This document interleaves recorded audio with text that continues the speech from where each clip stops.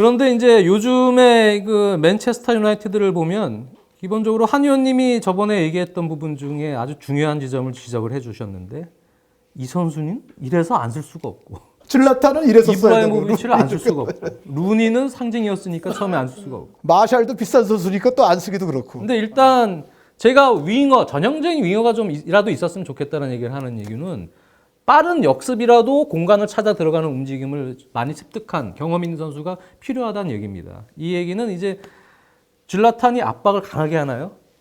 기존에 하던 것도 해도 잘 안 됐는데요. 잘 하지도 않아요. 네.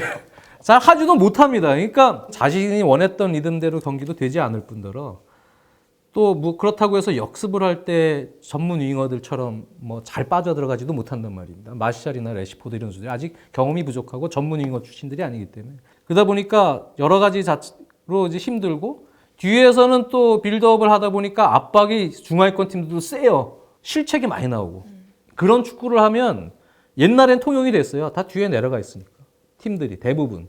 근데 중하위권 팀들도 막 우당탕탕 압박을 해요. 만만히 보고 요즘엔. 그런데다가 누차 최근 한 2시간 동안 얘기했습니다만 한방들이 다 생겼어요. 무실점의 1대0 경기를 만들기가 상당히 힘들어졌습니다. 세트피스 한방이든 공격수들이 옛날하고 클래스들이 달라요.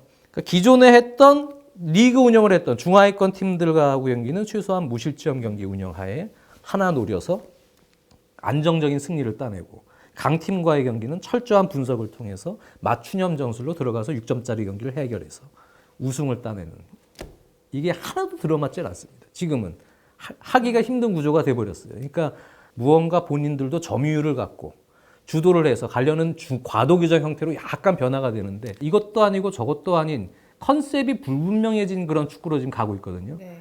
그러니까 지금 이 상황이 지속이 되면 무리뉴 감독도 코칭 스태프도 바보가 아닌 이상 이건 아니다라고 분명히 느낄 겁니다. 느끼는 이제 순간 색깔의 변화를 줘야 되는데 그렇다고 해서 기존에 잘 나가는 감독들의 축구를 따라하기에는 자존심이 떠나서 노하우가 지금 부족합니다. 그러니까 이런 부분이에요. 제가 아까 한 얘기에 조금 더 연장시켜서 얘기하면 시메오네 감독 우리가 이제 많이 칭찬하는 이유가 뭐 정말 뭐 철의 포백에다가 뭐 수비만 튼튼해서 그것만은 아니거든요. 시메오네 감독은 탈압박을 아주 절묘하게 해서 풀어나오는 공격의 패턴들을 갖고 있습니다. 그리고 상황에 따라서는 아틀레티코가 점유율을 상대보다 더 50% 이상으로 가져가면서 몰아치는 경기들이 있어요. 콘테 감독도 마찬가지예요. 콘테 감독도 예를 들어 보누치 선수 같은 선수를 활용한 또 공격이 있는가 하면 지금의 아자르 같은 선수를 또 활용한 그 패턴의 공격이 있습니다. 콘테 감독도 수비만 굳히는 그런 스타일이 아니거든요. 공격의 확실한 루트와 패턴을 갖고 있다는 거죠. 산파올리 감독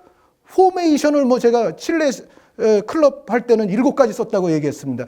안토니오 콘테 감독도 지금 첼시에서 현재 3-4-3으로 성공하고 있습니다만 여러분들 다 잘 아시다시피 이 3-4-3만 갖고 있는 감독이 아니죠. 콘테 감독이 첼시에 와서도 벌써 한번 포메이션 또 크게 수정을 했잖아요. 그리고 그 이전 옛날로 따지면 뭐 4-2-4 포메이션도 있고 콘테 감독도 여러 가지 포메이션을 쓸 줄 알아요. 얼마 전에 3백 얘기할 때 과르디올라 감독 당연히 또 역시 산파올리 감독 못지않게 또 포메이션의 팔색조입니다. 그러니까 이 감독들의 공통점들은 대부분 상황에 따라서 무리뉴가 옛날에 하던 것보다도 더 변화무쌍하게 융통성 있게 변할 줄 알아요.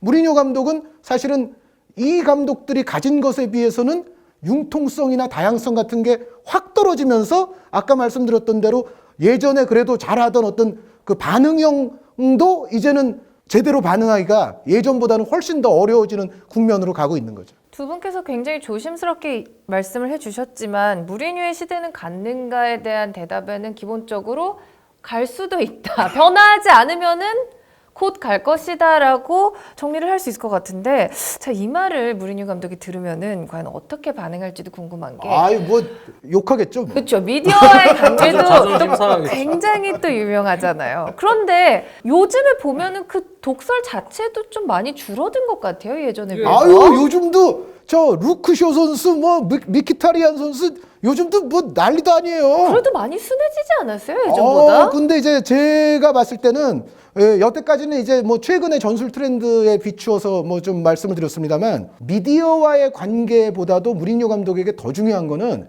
자신의 선수들과의 관계예요. 이게 잘못되기 시작하면은 사실은 이게 사실 극도로 표출이 됐던 때가 레알 마드리드 막판입니다. 그러니까 이런 거예요. 쉽게 말씀드리자면 레알 마드리드 안에 선수들 간에도 뭐 예를 들어 더 친한 선수도 있고 사이 좀 덜 친한 관계도 있고 할 거 아니에요. 근데 예를 들어 A 선수와 B 선수가는 사이가 별로예요. 그런데 무리뉴 감독은 A 선수와도 사이가 나쁘고 B 선수와도 사이가 나빠요. 이거는 뭐 이렇게 되기 시작하면은 이제는 그 팀은 뭐 전술과 뭐 컨셉과 뭐 다양성, 융통성 뭐 이런 거를 따지기에 앞서서 일단 자신이 원하는 대로 팀을 조직화하고 조합하는 것에서부터 문제가 생기는데 그것이 무리뉴 감독이 노골적으로 사실은 표면으로 드러났던 게 레알 마드리드 이미 시절부터고 뭐 그 다음에 첼시 이야기는 뭐 장 의원님이 더 잘 아실 텐데 어찌됐건 지금 그러니까 사실 전술적으로도 무리뉴 감독이 뭔가 이제는 주도하지 못하는 지금 흐름이 와 있는데 여기서 선수들을 한데 정말 으쌰하는 기분으로 엮는 뭔가 그런 것도 없다면은 진짜 이거는 가겠네요. 진짜 이거는 문제가 심각해질 수 있어요. 미디어보다도 저는 선수들과의 문제는 무리뉴 감독이 이제는 정말 신경을 써야 된다라고 생각을 합니다. 이게 성적이 좋고 명장으로서 인정을 받는 분위기에선 이 선수 특히 이제 무리뉴 감독은 팀의 선수들의 어떤 팀 스피릿, 정신력을 또 강조를 하고 집중력을 강조를 하기 때문에 거기서 나오는 약간 그런 질타. 문제는 선수들이 나를 자극하는구나. 열심히 해야겠다. 이렇게 생각할 수 있지만 신뢰는 결국 성적과 직결돼 있어요. 성적이 나쁘면 선수들 신뢰가 뚝 떨어집니다. 뭐 우리 팀 성적도 못 내고 있잖아. 이런 전체적인 신뢰가 깨지는 상황에서는 종이 한 장 차이에요. 그럼 확 감독하고 사이가 안 도와질 수도 있는 또 성향을 지닌 컨트롤 방식입니다. 그래서 이제는 조금 변화를 줘야 될 시점인 것만은 분명히 보이지 않나 저는 그런 생각을 갖고 있습니다. 네. 무리뉴의 시대는 가는가에 대한 질문은 사실 성적만이 좀 시원한 답이 될 것 같습니다. 과연 이번 시즌 얼마만큼의 성과를 내는가 아직 저희가 지켜봐야 될 경기가 많기 때문에 네, 여기까지 하도록 하겠습니다. 근데 저는 이게 이제 여태까지 장 의원님도 그렇고 저도 뭐 비판만 했기 때문에 칭찬도 저희가 같다라고 얘기하는 것처럼 오해는 하지 않으셨으면 좋겠어요. 그러니까 이거는 신하영 진행자 아까 표현대로 이대로 나가면 정말 갈 수도 있다는 거지 지금부터라도 워낙에 명석한 감독이에요. 그러니까 워낙에 명석한 감독이고 이 감독이 축구의 패러다임에 2000년대 이후에 미친 영향도 상당히 큽니다. 그래서 인정을 해야 되는 감독이기 때문에 사실은 지금부터라도 뭔가 이거 선수들이나 똑같아요. 자신의 단점을 최소화시키고 아까 말씀드린 특히 그 선수들과의 관계나 뭐 이런 것 다 그런 단점 줄이고 그리고 자신의 약점을 최대한 그래도 좀 보완하는 쪽으로 나가면 무리뉴 감독은 제가 봤을 때는 아직도 그렇게 뭐 같다라고 단정 짓기에는 아직은 그런 정도의 뭐 수준은 아니라고 저는 그건 생각을 합니다. 저것만은 분명한 것 같아요. 아직은 이제 자료를 수집하고 있는 단계고 자기가 본인도 어떤 식으로 축구 방식을 바꿀지 아직은 기다려봐야 되는 시즌입니다만 도전을 해야 되는 시즌인 건 분명해요.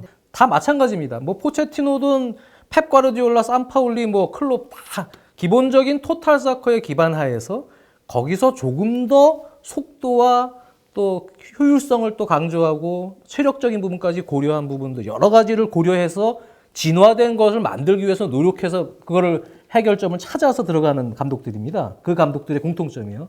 이 무리뉴 감독도 과거에 바르셀로나 시절부터 해서 토탈서커에 다 기반한 영향을 받았던 감독인데 이 감독들은 부분적으로 무리뉴처럼 대처하는 준비, 분석 이런 것을 잘해서 들어가는 감독도 있습니다만 그것을 한 단계 넘어서 더 진화하는 전술로 도전해서 그걸 만들어냈느냐의 싸움인데 그걸 만들지 못한 감독들은 지금 그걸 헤쳐나가지 못하고 있는 거예요. 정체되어 있는 거거든요. 무리뉴는 제가 볼 때 그 과도기에 있어요. 그 중간 단계에 있는 감독입니다. 올 시즌에 여러 자료를 수집을 해서 본인이 무엇을 찾게 되면 저는 무리뉴 감독이 물론 올라갈 기회는 아직은 있다. 이렇게 좀 생각을 하고 있어요. 동의합니다. 예. 네. 자, 이렇게 무리뉴의 시대는 갔는가에 대한 토론은 여기까지 하도록 하겠습니다. 자, 저희가 2부 여기서 마치도록 하고요. 3부는 한국 축구에서 정말 중요한 경기가 될 우즈베키스탄전 프리뷰 진행하도록 하겠습니다.